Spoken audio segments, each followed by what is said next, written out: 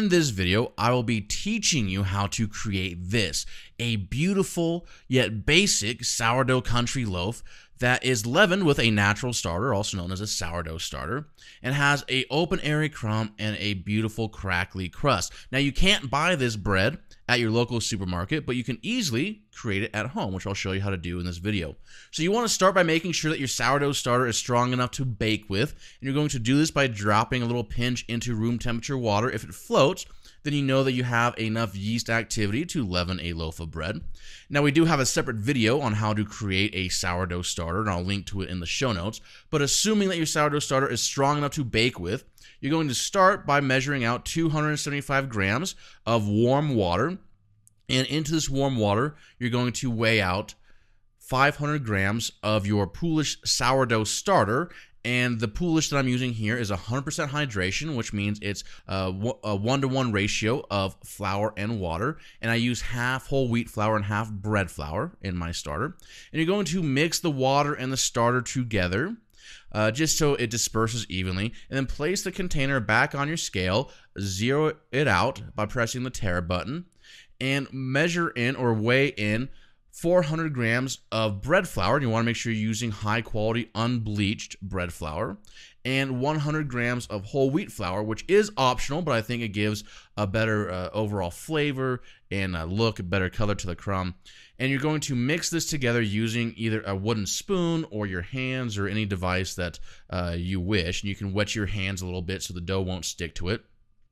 And this is a 70% hydration dough, and you're just going to mix it together until it looks like this. It just comes together into a shaggy mass, and at this point you're going to allow it to autolyse or rest covered in plastic wrap for about 30 minutes, and this is going to allow the dough to fully hydrate before we go into our kneading process. Now while you are autolysing, you're going to measure out 20 grams of salt, and here I'm using kosher salt because it's my standard kitchen salt. You can use any type of salt that isn't flavored and doesn't contain iodine. And you're going to place the salt into your dough and mix it together using, again, a wooden spoon or your hands. And you just want to mix it enough to combine the salt and evenly disperse it throughout your dough. And at this point, you're going to take this shaggy wet mass of dough, that's a 70% hydration, and turn it out onto a clean work surface. And no cheating is allowed. Don't dust with flour, don't use oil or a non-stick spray. You're going to use this stickiness to your advantage by slapping the dough onto the board and folding it over. So watch again as I pick up the dough, slap it by inverting it, and then fold it over onto itself. I'm going to continue to do this, and at about every 8 to 10 slap and folds, I'm going to use a bench scraper to scrape this sparse pieces of dough back into the center. And I'm going to continue this. Basically, it's a slap and fold method. I'm going to slap outward, and I'm using, see how I use the fact that the dough is actually sticking to my work surface to my advantage. I use it to stretch out the dough. And as you work it more, this is about the 4-minute mark here, you'll notice that the dough is much more cohesive.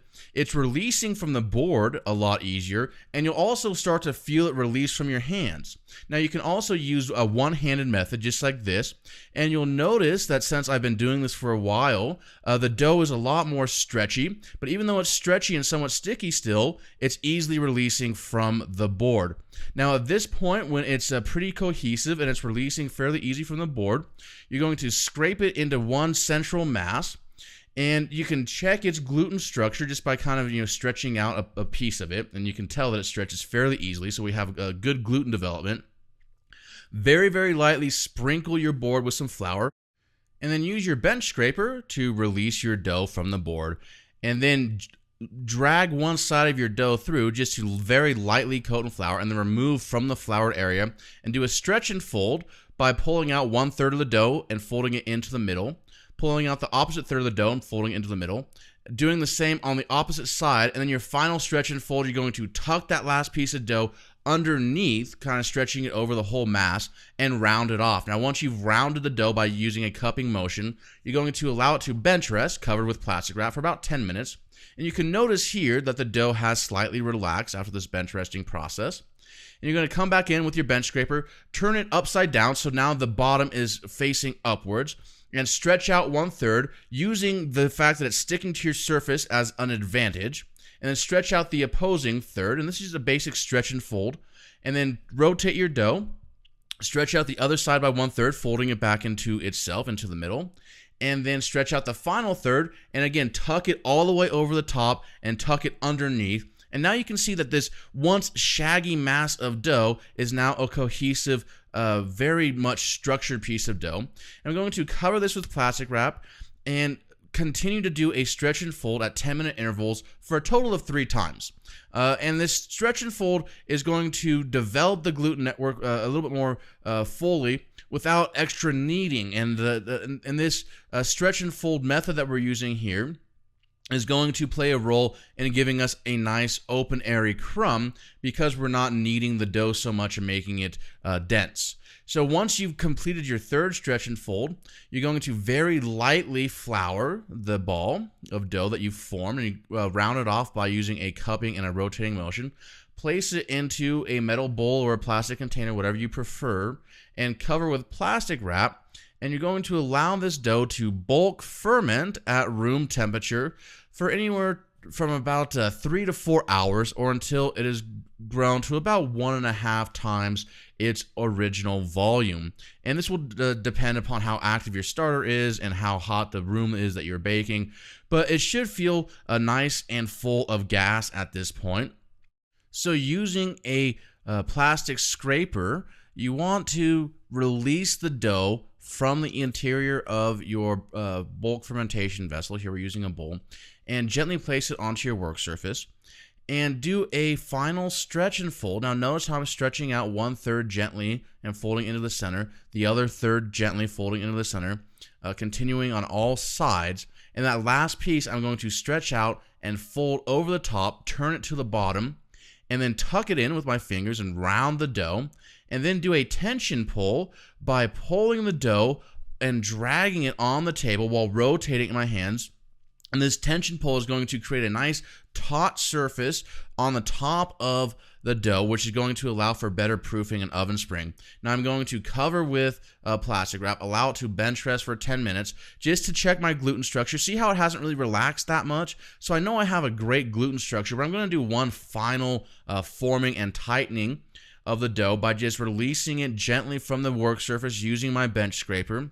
Again, I'm going to round the dough a little bit by using a cupping and turning motion, and then do another tension pull by cupping my fingers underneath that dough, dragging it towards me while I'm rotating. And this tension pull again is going to create a nice tight surface on the top of the dough, which is going to give me a better oven spring. It's going to allow it to hold its shape while I'm proofing, even though it is a fairly higher hydration dough. And I'm going to use a little bit of bread flour here to line a proofing basket. And this is just a wicker basket that has canvas. I'm going to line this with some flour, and then flip that dough into this proofing basket, seam side up.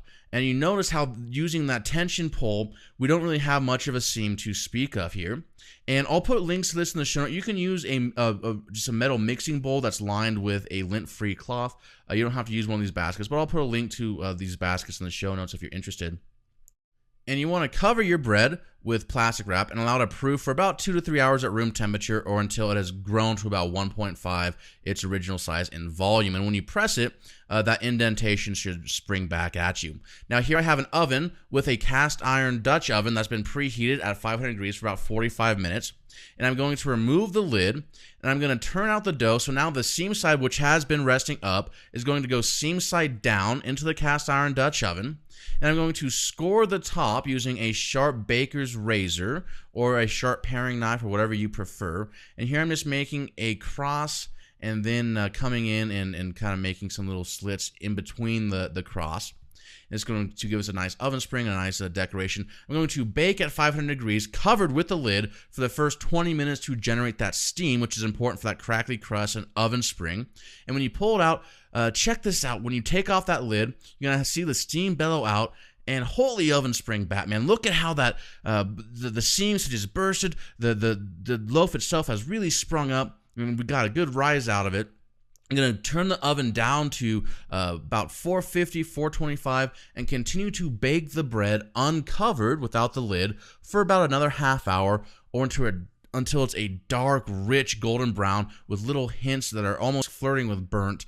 And you're going to turn this out onto a cooling rack and allow it to cool at room temperature for about 2 to 3 hours before cutting into it. And you can tell by the color on the bottom and on the top that I have this nice gradient of color all the way from a light golden brown to a dark, rich golden brown. And that's how you get the most depth of flavor and the best aroma. Now, after you've allowed the bread to cool for about 2 hours or till it reach room temperature, you're going to slice into it. You can notice that you have a beautiful, open, airy crumb with a nice, tight crust. And this was because of the methods that we used in this video, mainly the stretch and fold and the tension pull, which gave us that nice oven spring. For further information and resources on this recipe and technique, check out this episode's show notes at stellaculinary.com/SB4.